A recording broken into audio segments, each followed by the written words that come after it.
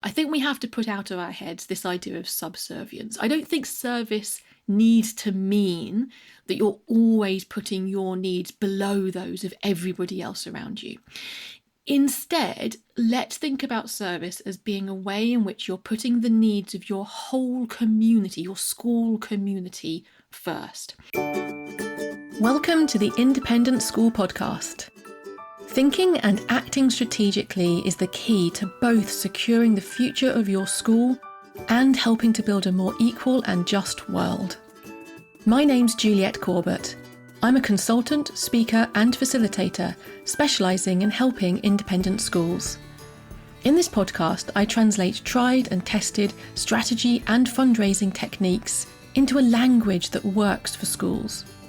So if you're a senior leader in a private school and you want your daily work to feel less exhausting and more strategic, and if you want once more to feel the joy of making the world a better place through education, then you're in the right place. Welcome, and let's get started on this week's episode. Hello, and welcome to this week's episode where we're going to be reflecting on the concepts of both service and leadership. Now, this is one of the topics that I've been reflecting on since the passing of Queen Elizabeth, and I think the word service really stuck in my head. In the days and weeks after her passing, it was something that was repeatedly commented on, was our gratitude for her life of service. And it's a word that actually I hear a lot in school strategy away days, people talking about the importance of developing a sense of service in the young people that are at those schools, creating alumni who will go on to make a positive difference to the world. Now, this is a theme that's been around for many years, at least 5 years that I've been hearing schools really kind of articulate this idea of service. And so it was particularly striking to me, I think, when all the commentary and the conversation and chatting to friends and chatting to clients around that time of the national mourning and then afterwards. And it was this word service that really stuck with me as being a bridge, if you like, between that national conversation that everyone was having and that national emotional journey that people were on of mourning and kind of marking the end of an era, and how that connected through to the work that I do with schools. So I've been reflecting on this since that time, and there are 2 episodes that have emerged from this reflection, and this is the first of those 2. And this time what we're going to be thinking about is how we can embed service within the way that we lead. And I've been reflecting on the fact that the best school leaders that I've worked with have very consciously incorporated a sense of service into their own leadership. And then alongside that, pretty much all the school leaders that I've worked with are doing this subconsciously. They may not be doing this on purpose or knowing that they're doing it, but it's there in their ethos, their values, the way that they are leading. And there's a feeling sometimes when we stop and pause and think about this, that there might be a bit of a tension, a bit of a contradictory kind of element to this, because service and being in service of others means putting the needs of others above your own, or at least on a par with your own, so that you can put those needs central to your decision making. And that sort of brings to mind, sort of subconsciously, images of being subservient to others. The idea of being able to suppress your own needs entirely to the point that you're serving others and you're subservient to their needs. And then that feels incongruous with the idea of leading. How can you be simultaneously subservient and leading? And so I think there is this feeling of tension, or at least this uncertainty around how do we combine service and leadership. So that's the topic that we're going to be exploring together today. So many people have told me that this podcast helps them, which is great because helping people is why I create these weekly episodes. And I also hear from lots of people who need a bit more support. For those schools, I facilitate strategy away days for governors and leadership teams. I guide heads and chairs of governors through the creation and implementation of new strategic plans. And I lead regular one-to-one strategy advice calls with heads and directors of development.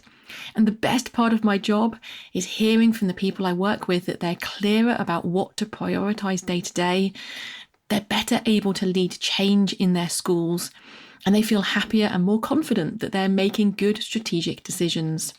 So anytime that you feel like you need a bit of extra help, just drop me a message so we can chat. You'll find my contact details at www.consultjuliet.co.uk.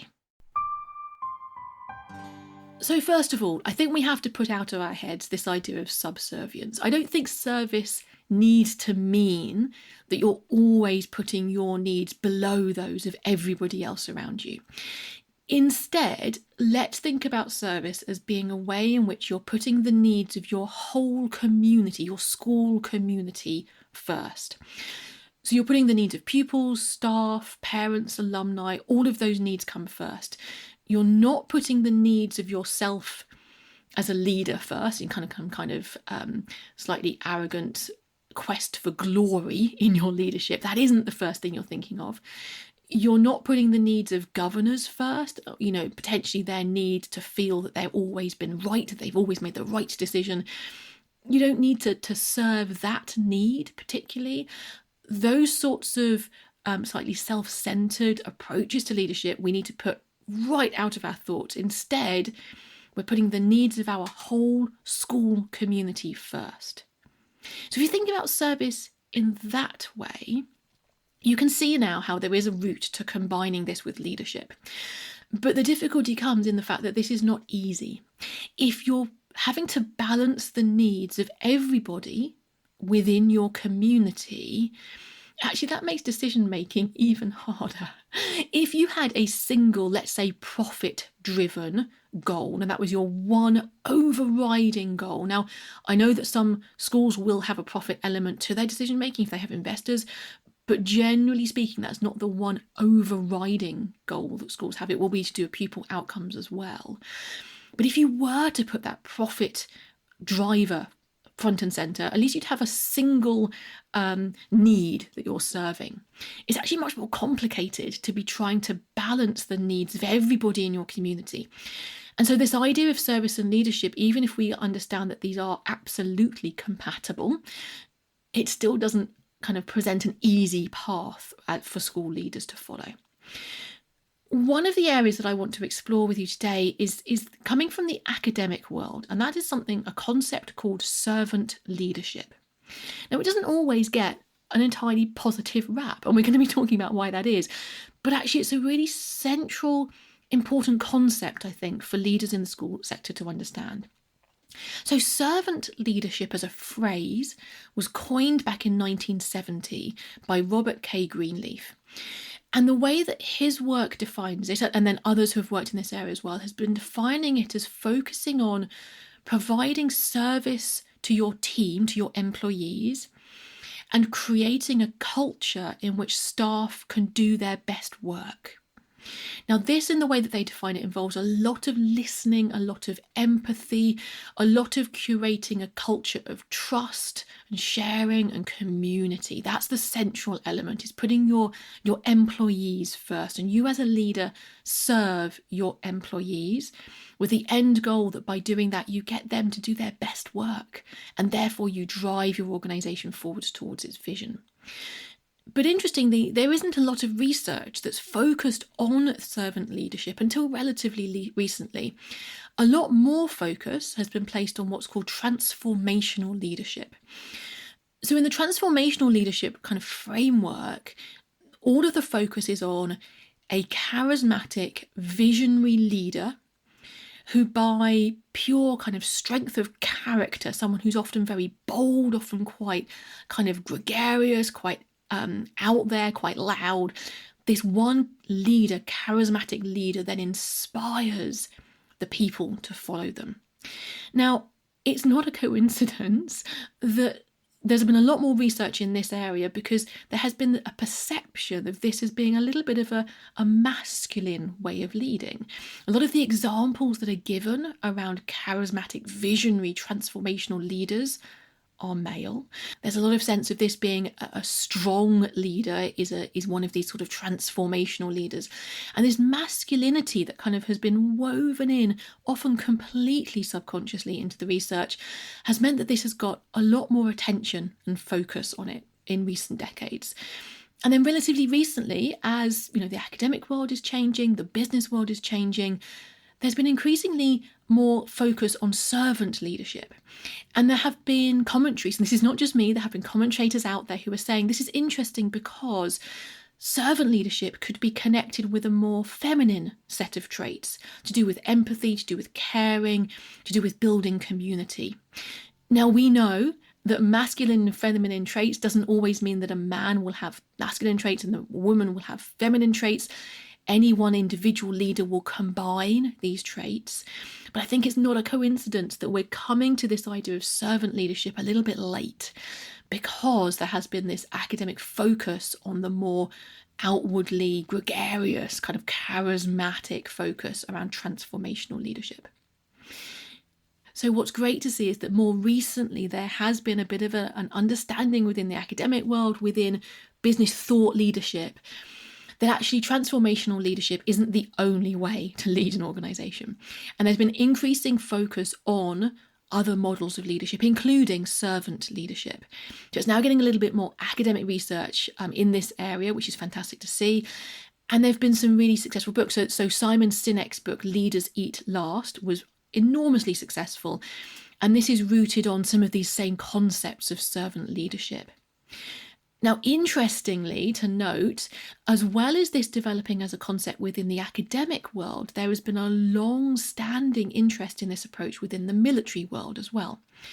And actually, Simon Sinek's book draws a lot on this military way of looking at things. And his reference to leaders eat last is the fact that officers in the military will eat last. They'll be at the end of the queue as they're queuing up for their meal.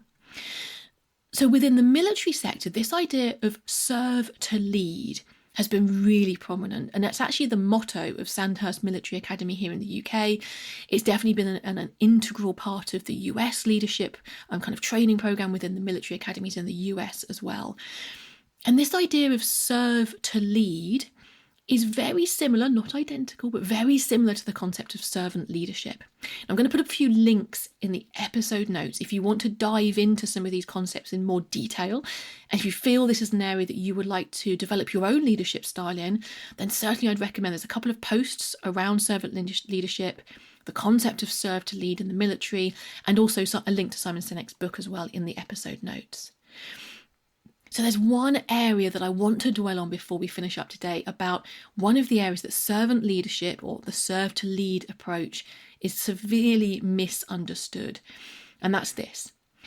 If you're going to try and combine service and leadership, it does not mean that you pamper the people you lead.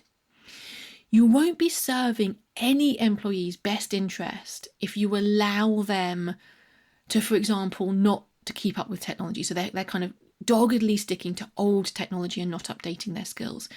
Or perhaps they're doggedly sticking to old teaching approaches or old ways of doing things and not updating. You're not serving their best interest by allowing them to continue with that behaviour. Similarly, if they're just being a bit disruptive, they're actually negatively impacting on others, they're negatively impacting on morale or the approach to learning in the classroom. Again, you're not serving that employee's best interest by allowing that undesirable behaviour to continue. And the reason is because you don't facilitate them to be their best self by allowing them to continue that behaviour, and you certainly don't facilitate them getting another job anywhere else by allowing them to continue that behaviour. And so we have to think of it almost like parenthood. We need to support these people. So if you have an employee who is not keeping up to date or who is expressing their kind of behaving in a way that's not conducive to your culture as a school, you need to support them. You need to support them to retrain, to guide them, to help them understand the new culture and way of doing things, to bring them with you. It's a bit like the tough love that you have to show as a parent. You're not pampering people, but you are serving them by guiding them and supporting them on the journey that they absolutely need to take. Similarly to that, you don't want to think about servant leadership or serve to lead as putting any one employee or group of employees above everybody else. You have to balance the needs of all of your community. And as I said before, that is where it gets tricky.